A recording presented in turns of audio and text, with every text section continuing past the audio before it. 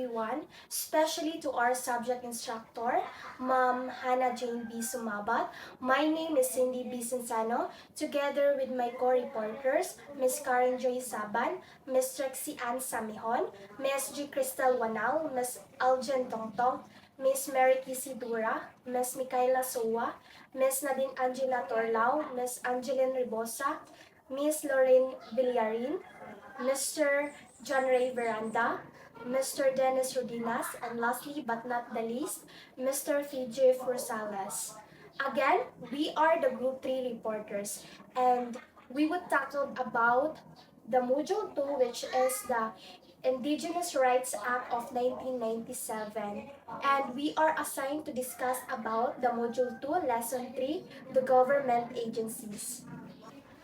The objectives of our topic today: by the end of this lesson, the students should be able to identify the government agencies responsible to Indigenous people. In here, you can find out which government agencies is in charge of handling issues and services for those Indigenous people, who or where we can go when in terms there's a problem within Indigenous communities, as well as what are their significant tools as a government agency. Let's define first what is a government agency.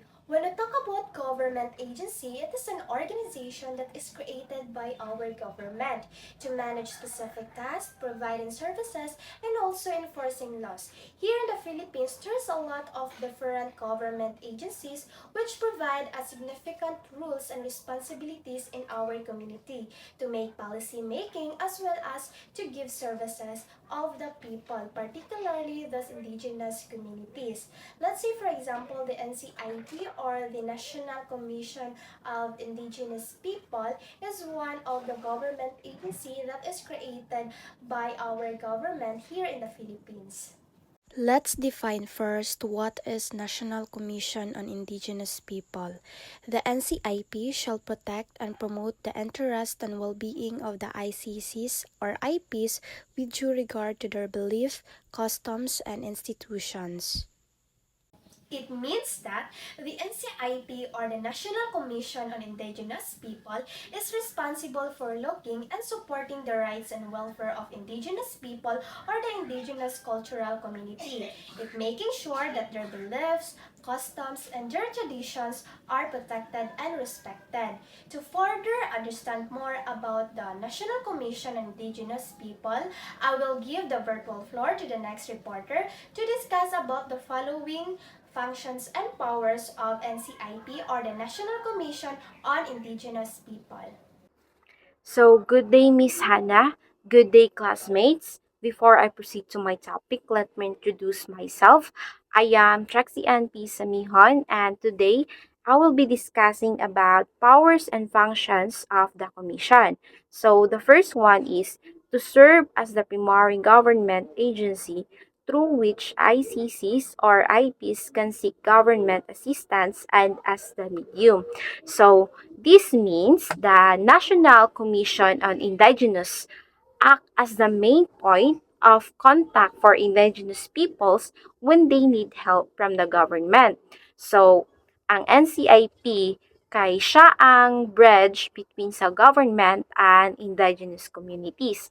For example, if ang Indigenous community needs of funding para sa ilang project, so they would go to the NCIP para maka-apply for government assistance. So, next is to review and assess the condition of ICCs or IPs, including existing laws and ideas pertinent to ROTO, and to propose relevant laws and policies. So, meaning to say, ang NCIP daw has the responsibility to study the situation of Indigenous peoples, including the laws and policies that affect them. So, they then use information to suggest new laws and policies that would better to protect and promote the rights of Indigenous people.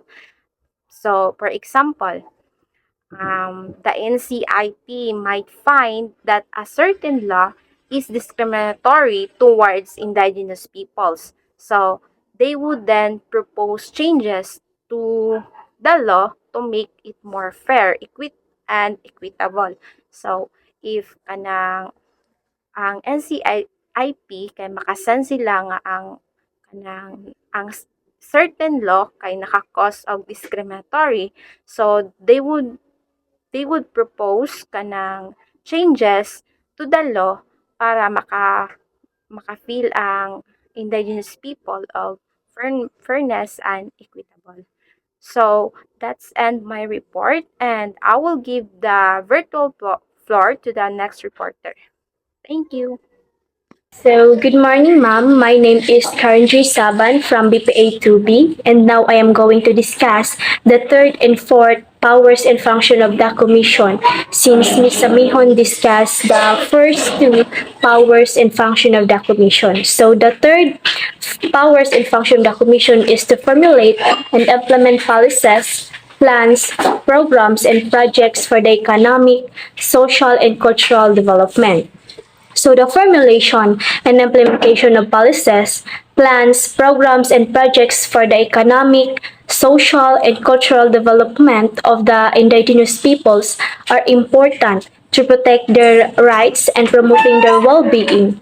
These efforts must be carefully planned, executed, and monitored to ensure they meet the unique needs of IP communities while respecting their cultural heritage. By adopting these actions, governments and organizations can help IPs achieve sustainable development while maintaining their identity in a fast-changing world. So next is to request and engage the services and support of experts from the other agencies of the government or employ private experts and consultants as may be required and pursue its objective. The ability to request and engage the services of experts from government agencies or the private sector is the powerful tool for organizations striving to achieve their objectives.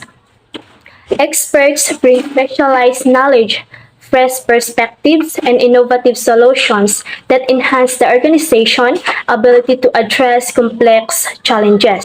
So by carefully selecting and managing these experts, organization can improve the quality of their work, optimize resources, and ensure successful project outcomes, whether working within the public sector or employing private consultants. The strategic use of expert knowledge is key to achieving organizational goals in an increasingly complex world. So that is all my report. Thank you po. Okay, so good day everyone. I am Johnrey Veranda and I'm going to give some two examples of powers and functions of the commission. So the first one is the to issue certificate of ancestral land domain title. So ang isa sa powers o function sa commission kay sila ang maghahatag og certificate sa mga ancestral land domain title. So kini mga ancestral land domain mo ni siya ang mga territories, mga lands, mga resources nga tag-iya nga panag-iya sa mga indigenous people. So sila ang nag-facilitate o nagahatag og rights sa mga indigenous people nga ilahaning mga land territories. So sila ang naghatag og kanang balik credit sa mga indigenous people nga timaylan nga ilahan gining territory. And next one is the subject to existing laws to enter into contracts, agreements, arrangements with governments or private agencies or entities as may be necessary to attain objectives of this act and the subjects to approval of the President. So isa po sa power and function sa commission kay sila ang nagahimo og kontrata between sa mga arrangement or agreement or arrangement sa mga private or government nga mga agencies or entities. Pero bago sila mubot og contract ani nga agreement, dapat need gyapon ni siya og approval sa president kay dapat niya pun sila mag-follow sa mga existing laws nga dapat nila sundon and dapat walay gilabag nga laws ang agreement or ang kanang arrangement sa private or government nga agency. So, mo lang to ko ang part no, and that's all. Thank you po. So, good day, ma'am. I am Elgin Tongtong, and I will be discussing the powers and functions of the Commission, and this will be the seventh bullet of the PPT. To negotiate for funds and to accept grants, donations, gifts, and or properties in whatever form and from whatever source, local and international, subject to the approval of the President. So, this function is crucial for Commission's task with carrying out specific projects, initiatives, or funds. And there are some examples that Commission could utilize their functions. First is property donations for Commission's use. So, an individual or organization might offer to donate land or buildings to the Commission office space or project use. So, kani is maka-benefit ni siya sa Commission office. Second is accepting donations for disaster relief efforts. So, in the event of natural disasters, if natay mga disaster nga maabot diri sa tuang bansa, the commission could accept monetary donations or in-kind contributions such as mga foods, clothing, or medical supplies from private donations, charities, or international aid organizations with the goal of providing immediate relief and rebuilding efforts in affected communities. So sila ang nag-negotiate ana para ang mga gipang donate sa mga private organization maabot diri sa iba't ibangan ng mga naapektuhan sa natural disasters. So third is accepting equipment or technology donations. So, technology kanang company might offer to donate software or hardware that could improve the Commission's operation efficiency. So, this example shows how the Commission can seek and financial support to achieve its goal while ensuring that all negotiations and acceptance are performed publicly and with the President's permission. So, katutanan, dapat naka-approve to sa atong Presidente. And that would be all. Thank you. To coordinate development programs and projects for the advancement of ICCs and IPs and to oversee the proper implementation thereof.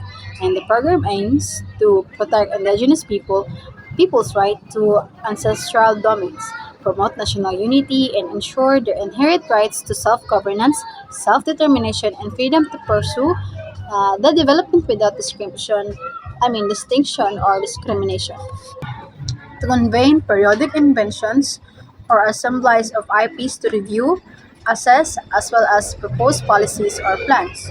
Meaning, the periodic conventions of indigenous people involve regular meetings when representative review and evaluate existing policies. So, na dire ang mga nag-discuss og mga effectiveness so that na-propose sila og bagong mga projects to to ensure indigenous voices are heard sa kauban na ilang cultural, social, and political interests para mahimo kining protected.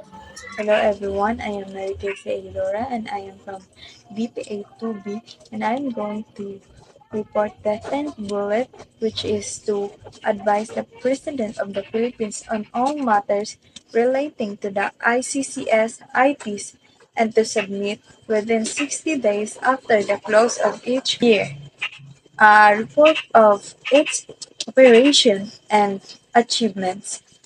So in this bullet is nagapasa ang head sa IPs o report bahin sa ilang nabuhat na mga projects o mga achievements every after a year.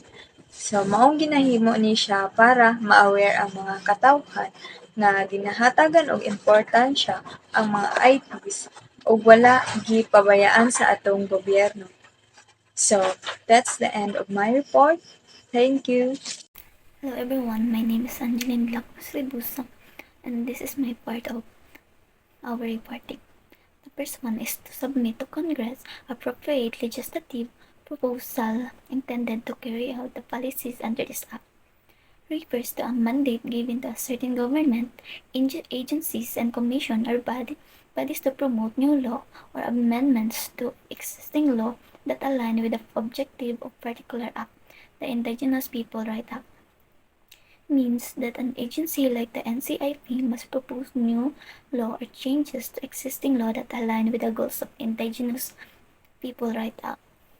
The NCIP review the needs of Indigenous people and if necessary drafts proposal for new law or amendments to better protect their rights. These proposals are then sent to a Congress to consideration and possible enactment. For example, for illegal mining is affecting indigenous land, the NCIP might propose stricter penalties to Congress to help prevent such activities. Congress will then review and possibly pass the law. The second the second part is to prepare and submit the appropriate budget to the official of the President. Refers to a government agency or body tasked with creating financial plan for its activities and then submitting the budget for the President of the Philippines approval and inclusion in the national budget. Means that the government agency like NCIP create a financial plan for its activity and submit it the President for approval. Explanation is the agency estimate the money needed for its program, operation, and project for the year. This budget is reviewed by the President and may be included in the national budget, which is then sent to Congress to a final approve. For example, the NCIP mag-prepare ng budget mag-prepare sila og budget to fund land, title or cultural preservation project para sa mga indigenous people. Kanina budget kay need pa na isend sa President para ma-review before na isubmit sa part of the national budget to Congress. And that's all. Hi, I am Nadine Angela Torlao, and I'll be explaining one of the powers and functions of the National Commission on Indigenous People, specifically the 13th bullet. But before sharing my perspective in the subject at hand, let me read to you the contents of it first. To issue appropriate certification as a precondition to the grant of permit, lease, grant, or any other similar authority for the disposition, utilization, management, and appropriation by any private individual, corporate entity, or any government agency, corporation, or subdivision thereof, or any part or portion the ancestral domain taking into consideration the consensus approval of the ICCs and the IPs concerned. So let me break it down in simple terms. The government wants to make sure that before they allow anyone, such as the private individuals, companies, or government agencies, to use or manage a part of the ancestral domain which belongs to the indigenous people, they need to get a special certification from the Indigenous Peoples Council for ancestral lands. This certification is like a seal or stamp of approval from the ICCs and IPs, which shows that the community agrees with the plan to use or manage the ancestral domain in a certain way. The government wants to make sure that the plan is okay with the indigenous people who have lived on that land for generations. So they're requiring this certification as a condition for granting any permission or authority to use or manage the land. And that would be my take in this report. Thank you. Hi everyone, I am Krystel Wanal and I am the next reporter. So next is to decide all the appeals from the decision and acts of the various offices within the commission. So the NCIP has the authority to decide on appeals concerning decisions and actions made by different offices within the commission itself. This means that if there are disputes or disagreements regarding decisions affecting indigenous peoples, those affected can appeal to the NCIP for review and final decision. So next is to promulgate the necessary rules and regulations for the implementation of this act. So another key function is to create and enforce rules and regulations necessary for implementing relevant laws and policies. This includes developing guidelines and procedures that ensure the protection and promotion of Indigenous peoples' rights and welfare as mandated by the law. That's all for my part, and I will be giving the next part to the next reporter. Hello everyone. This is the continuation report of Miss Wanal. I am Louren Villarin and this is my assigned report. So, the next bullet is to exercise such other powers and functions as may be directed by the President of the Republic of the Philippines. So, means that a person or a group has been given an authority to perform a certain tasks and responsibilities as instructed by the President. So, this is also means that they have the power to carry out specific jobs and duties that the president assigned to them.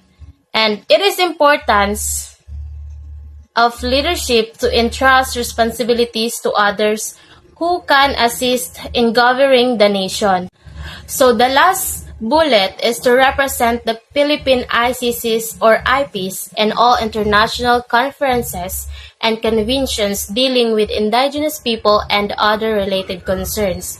So this means that the NCIP speak on behalf of these groups to ensure their voices are heard and their rights are protected.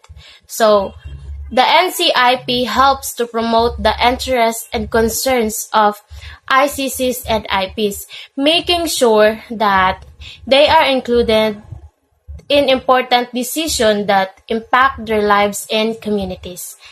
Let's define first what is the National Commission for Culture and Arts. It is the overall policy-making body, coordinating and grants-giving agency for the preservation, development, and promotion of Philippine arts and culture, an executing agency for the policies it formulates, and tasked to administering the National Endowment Fund for Culture and the Arts or NEFCA. This NEFCA is a fund exclusively for the implementation of culture and arts programs and projects. It means that the NCCA, it is a government group here in the Philippines that decides on plans and policies for the arts and culture. And also, it gives out grants to support the activities, make sure that the plans are carried out, and manage a special fund called the National Endowment Fund for Culture and the Arts or NEFCA. And this NEFCA is a fund that is being used only for the projects that is related to arts and culture here in the Philippines. The NCCA is created and mandated to formulate and implement policies and plans in accordance with the principles stated in Title I of Republic Act No. 7356. First, we have to formulate policies for the development of cultures and arts. So the NCCA creates rules and guidelines to help grow and improve the arts and cultures here in the Philippines. Next, we have to implement these policies in coordination with affiliated culture agencies, which means that the NCCA works together with other cultural organizations to make sure that the rules and guidelines are followed. The third one is all about to coordinate implementations of programs of these affiliated groups. It means that the NCCA helps to organize and oversee those activities and projects of the cultural organizations and also to ensure that everything runs smoothly. And I guess that's end my part. I will give the virtual floor to the next reporter. Thank you. Good afternoon, everybody, especially to you, Mom. Let me first introduce myself. I'm Dinis Rodinas from BPA second year, Section B, or should I say BPA 2B. Today I will discuss the National Endowment Fund for Culture and the Arts, NFCA. So the NCCA is created and mandated to formulate and implement policies and plans in accordance with the principles stated in Title one of RA number 7336. Now, let us focus to my part, which is the fourth and fifth bullets. Kini sila kay ang to administer the National Endowment Fund for Culture and the Arts NFCA o to encourage artistic creation within a climate of artistic freedom. Proceed po tayo sa ikaapat na college which is to administer the National Endowment Fund for Culture and Arts, NEFCA. Kini si National Commission for Culture and Arts, NCCA, is entrusted niya with the administration of the National Endowment Fund for Culture and the Arts of kinatawag nga NEFCA. Kini nga fund is crucial or importante in order to support a wide range of cultural projects and initiative across the Philippines. So, by effectively managing NEFCA, the NCCA said nag-provide of vital financial resources nga nag-enable sa mga artist o cultural organization to thrive, or it mean nga mas mo develop and mas mo grow ang sa organization. Kini nga fund kay gisupport og various programs that promote the arts, ensuring the sustainability and growth of cultural expressions nationwide. Through these efforts, nag-aim ang NCCA para mo enhance ang cultural landscapes o of course para mas ma-foster ang deeper nga appreciation sa arts in the society. Let's move on to the next ballot, which is the 55th one. The ballot says nga to encourage artistic creation with a climate of artistic freedom. So, kini sa DIC National Commission for Culture and the Arts, or in short NCCA, is dedicated sa pag-foster sa mga artistic creation in the Philippines. How? Ang answer niya is by promoting a climate of artistic freedom. Kini si NCCA gina-ensure niya ang mga artistic have the liberty to express themselves and explore their creative potential without constraints. Kasabot ani is they have the freedom to express oneself without any limitation or restriction nga maaring makahadlang sa ilang creativity or even self-expression. Kani nga supportive environment nagat nagatabang para mo cultivate o deserve artistic expression, or nagkalain-laing variety ng artistic forms, styles, themes, and perspective nga naga-enrich sa cultural landscape o naga-empower sa mga individuals to contribute meaningful to the arts.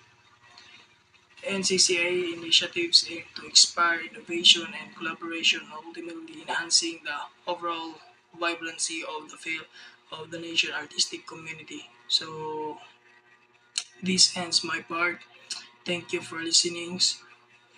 Once again, I'm Villafuerte, Rodinas, your reporter for today's video. And that's all. Thank you. To develop and promote the Filipino national culture and arts and to preserve the Filipino cultural heritage. Therefore, in order to develop and promote the Filipino national culture and arts and to preserve its cultural heritage, it involves factors or strategies to achieve it. So first is education and awareness. So we should educate younger generations about Filipino traditional events, practices, and historical events. This is to sustain and maintain the cultural practices on today's present and tomorrow's future. And next is we should support for local artists, especially on arts, literature, music, and theater. And also documentation. So we should document and archive traditional practices, events, histories, and artifacts. This is to maintain and present these resources. Next is government and policy. So we should advocate for policies and programs that funds and promote cultural activities that dedicated to preservation and promotion of Filipino cultural heritage. Lastly, we, millennials and Gen Z, should utilize online platforms to reach global audience, share content related to Filipino culture and arts through social media, websites, and online platforms. So these strategies help ensure that not only Filipino culture and arts are preserved but also gain and thrive recognition locally and internationally. So that would be all. We have already discussed about what are the responsibilities of the government agencies in our community, as well as the NCIP or the National Commission on Indigenous Peoples, their functions and powers, NCCA or the National Commission for the Cultures and Arts, their responsibilities, and those principles that was stated in the Title I of the Republic Act number 7356. For the interconclusion, the NCCA and the NCIP provides an important role in preserving and promoting the culture and rights here in the Philippines.